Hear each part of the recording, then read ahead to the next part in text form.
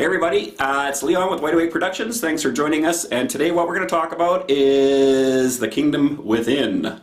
But just before we get to do that, I just want to send out a specific shout out to a few people. First person is Mandy. And Mandy and I were talking. She's from Texas. We were talking this week about what she would love to do, and what she said she'd love to do is she would like to get a therapy dog. So she picked up Crypto.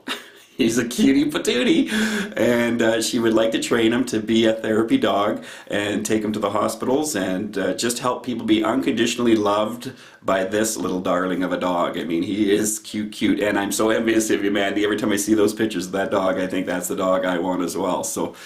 The second person I'd like to send a shout out to is a good friend of mine I've known for years, and that's Dustin. Dustin, you make me weepy, buddy. I'm tearing up right now. I am so proud of where you are and so proud of what you're doing, and the stuff that you have negotiated and navigated. You just keep going there, man. You are just an incredible it factor character, which I talked to you on the phone about. He's up in Edmonton, Alberta. The other person I want to put a shout out to is Wayne, and he's from Kelowna, BC. I've known Wayne for about probably 8 years, and we've sat down many a time for many an hour, crying, laughing, philosophizing, theologianizing. I don't think that's a word. Wayne is such a huge blessing to see how much you have grown and how much you have really pulled yourself together, and you just keep going, buddy. You are just an incredible encouragement to me personally. There's a couple of other people I want to do quick little shout outs to. Peter, I guess you've been following me or watching me online. Thanks for following. I'm glad you're joining us. Ty, I know you've been kind of going through some rough times right now, but it's hopefully things are stabilizing a bit for you, and you're not far from my thoughts and my prayers, just to let you know that. If you're following on YouTube, you guys, I noticed a lot of people doing comments, but I do a shout out to you guys, but I don't know your first names. I know your YouTube channel names, but if you do leave a message, can you just put your first name at the end of the message so I can send a shout out to you? If you're following on YouTube, for sure, feel free to share, like, comment, click the little bell, and on Wide Awake Productions Facebook page. I can't believe the response I'm getting on the Wide Awake Productions Facebook page, and also the response is growing on YouTube too, because it's a new channel. But I just want to tell you guys, I can't do this without you. And what is this we're trying to do? We are trying to do. We're trying to show people a different way. And down the road, I'll start interviewing people and bringing them online so you guys can hear some stories and stuff from other people who've negotiated some tough stuff. I also have to throw a little bit of a thing out to people have been wondering why I haven't done any courses. I haven't had time to do any courses. I've been doing this and some other stuff that I'm negotiating, navigating in regards to where I'm going this year. So there's probably not going to be any courses, at least maybe not till the fall now. So apologize for that, you guys. But again, I appreciate all your support and what you've been doing. Michael and Daniil, thank you again for your support over the last few years. It's been stellar. And there's a lot of other people too, but I don't want to go too far in that. Okay, so now saying that, next part is I got another book for you. Okay, so the book I want you guys to check out is Gabor Mate. He's a medical doctor, and I'll just move over here a little bit so you can see it. This is his new cover. I think it used to be on the bookshelf as white, but I think it's actually blue now. So, and it's In the Realm of Hungry Ghosts. And if you ever struggle with addiction, it's a great book to read to give you context to help you understand why we become addicts. And if a lot of you don't think that you're an addict, and what is an addict? Well, it's called compulsivity is what we would usually, the term we would use. And if you don't think that you might be an addict, here's a little thing to test yourself: is leave your cell phone at home today. Leave your cell phone at home today and see how many times you reach for it, even though that you're aware that you left your cell phone at home. And you'll find that this compulsiveness to go look for your cell phone is driving your internal forces. Or another thing, if you happen to have your cell phone today, see how many times you reach for the cell phone to check to see whether or not you got a text or a message from somebody. That's compulsivity. Is your light's not shining or blinking, notifying you of a message, and yet you have to pick it up and check it. Down the road, that little electronic device, the cell phone thing we use, it's going to be a compulsive addiction. I am almost 100% sure. It's probably because it is now. And just look at a restaurant and see how many people are on their phones instead of talking to the person this way. Anyways, check out his book. It's a great book. He's a great thinker. If you want, just go onto YouTube and type Gabor Mate and type in the realm of hungry ghosts, and just give you a chance to see what he's talking about from his perspective about his book, and it'll help you figure out whether or not you think you might want to pick it up. Okay? So, we'll move on to the topic. Okay, so let's get on to what the topic is. And what the topic is the kingdom within. And the kingdom within, there's a couple of things we need to kind of have broken down a bit. One of the first things you have to understand is nothing grows on a vacuum. Everything grows on what came before. What I mentioned to you guys before was when we were little gaffers, little kids, and we had our first experience about certain things, and this could be a variety of topics. For instance, trust. Can I trust somebody with a secret? And I'm 5 years old, don't tell so-and-so, this secret. And then they go and tell somebody the secret. Well, as soon as that happens, then a file opens up on trust. And that file then, as I perceive about whether or not I should trust people, automatically it comes into question, which is, if I've been able to trust people all the time up to that point, well, then my file's opened and inside it went, yes, you can trust people. But as soon as I send out or say that to somebody, don't say anything, and then all of a sudden they go and tell on me what I just said to mom or dad, then what comes back and is put inside of that file is caution. So you can't trust your truth with somebody, because as soon as you went and trusted them with your truth, they went and squealed on you. So what that did is it made you a little suspicious about who to trust and who not to trust. So, just in the idea of the concept or the category of trust, can I trust people? Well, after that happens the first time, the file also opens up about distrust. So I used to have a trusting filing folder all the time, and inside of that I could just trust people, and then I have an experience about distrust. A new file opens on that one, and I become distrustful. And the more distrusting experiences I have in my life, the more I won't be able to have a trusting regulator. I'll have what's called a suspicious regulator. And there's nothing wrong with having a suspicious regulator if you are owning your sense of self and you know your sense of self. But if it's haunted with inside of you, you're going to have a hard time negotiating, because you're going to be suspicious of everybody. Which also means more likely you're going to have a critical regulator of everybody. So that's one thought. Okay, so the next thought I want to share with you is about, when I'm talking about this kingdom within, well, what the hell am I talking about? Well, the kingdom within can be, it's just like a real kingdom. So for instance, if you had a kingdom, well, what's a kingdom? Well, first of all, you need a realm so that you can rule over whatever that realm happens to be. Okay? So what am I suggesting here? Well, the suggestion is that my realm that I would rule over would be my body and everything that it entails. So that my skin is my border for my country, you could say. And with inside of my kingdom of my body, I have to have a place for the king or a place for the queen. What do I mean by king and queen?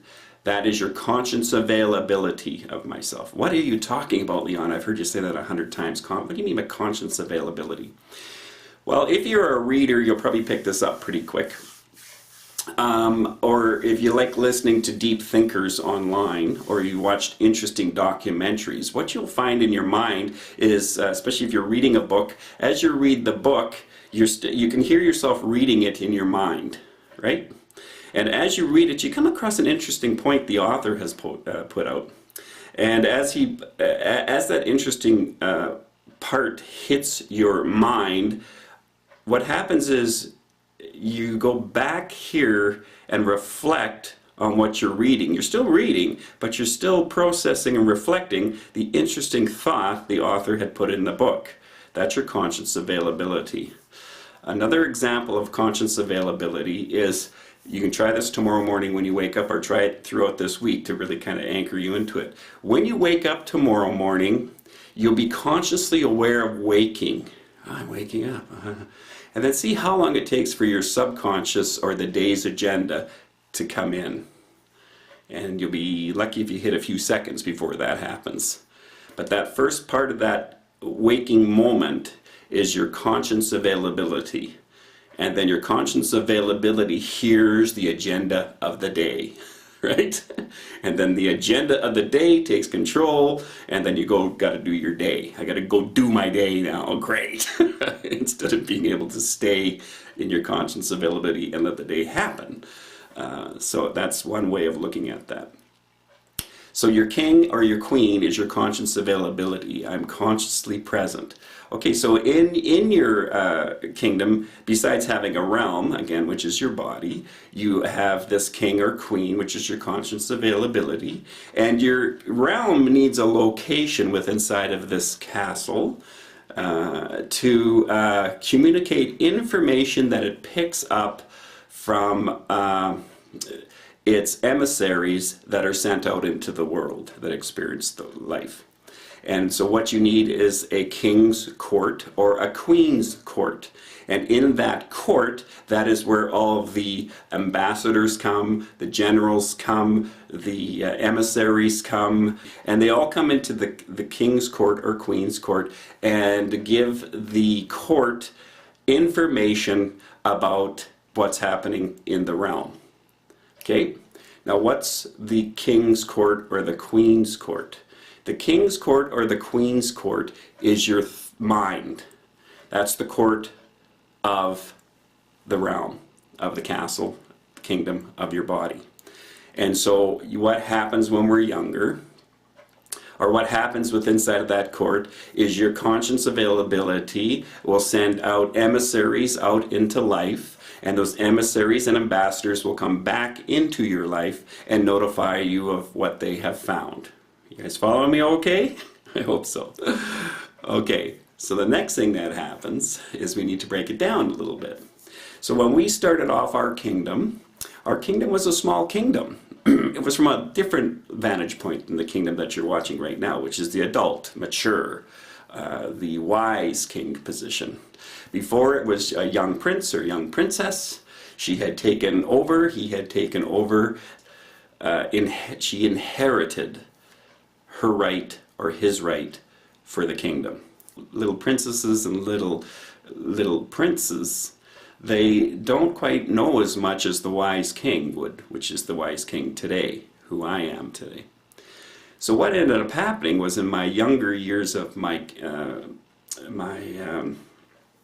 kingdom, I sent out what's called emissaries. And emissaries went out into the world and experienced life, and then came back and notified the court what life was like. So what was life like? Now, I've mentioned in that last video on the 4 realms that, I was sexually abused when I was younger. I was raised with an alcoholic father. I was raised in physical violence. I was raised in emotional violence. So my emissaries, when they went out there, what they came back was monsters and dragons and demons, oh my. And that came to the court of my mind.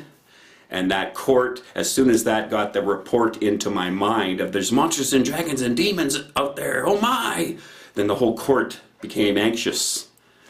And so immediately what did we do? Well, the first thing we said to ourselves, and the king said, my little prince, who's now the king, but still immature, said we need to fortify. That's the first thing we need to do. We need to fortify this kingdom.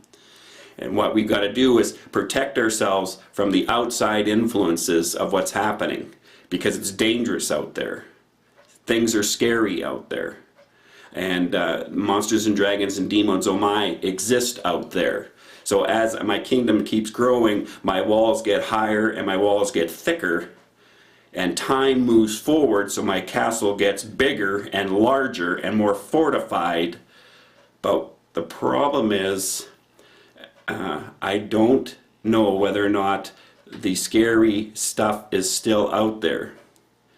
Because my emissaries, when they were younger, came back into the court and said there's violence out there, there's confusion out there, there's famine out there, famines like neglect, war out there, there's injustice out there. So what ends up happening is, as long as I stay, because I try to stay safe within inside of my kingdom, because my kingdom has civilians. And what are civilians? Well, civilians are 3,200 feelings that I carry in my body. And I want to protect those feelings. Now I have these other major generals, which are my primary emotions, and they went out there and they experienced this stuff. And when they came back and reported to the court, what they reported was, this is not a good time out here. And so we just kept building up this fortress. And as we kept building up this fortress and became fortified within inside of ourselves, we didn't know that maybe over time, so as a 50-year-old king now, instead of a 5-year-old prince who now works in this realm, I need to find out whether or not the reality of the old stories that came into the king's court, and they were written with the scribes, folded up and put in the court or the castle library as a report of what was out in those lands. I need to go send out what's called new emissaries, or special envoy emissaries, out into the world to validate whether or not the monsters and dragons and demons, oh my, still exist. Is the war still exist? Does the famine still exist? Does the isolation still exist? Or is there something that's different? So that's where we're going to carry on next week, on the king/queen and the emissaries and the special envoys. So I hope you guys kind of enjoyed that video and you could follow it along all right. Again, if you're watching on YouTube, feel free to click, share, and subscribe to the channel. And as well, much patience, much grace, much gentleness, and remember, you have great worth. Talk to you guys next week. Thanks.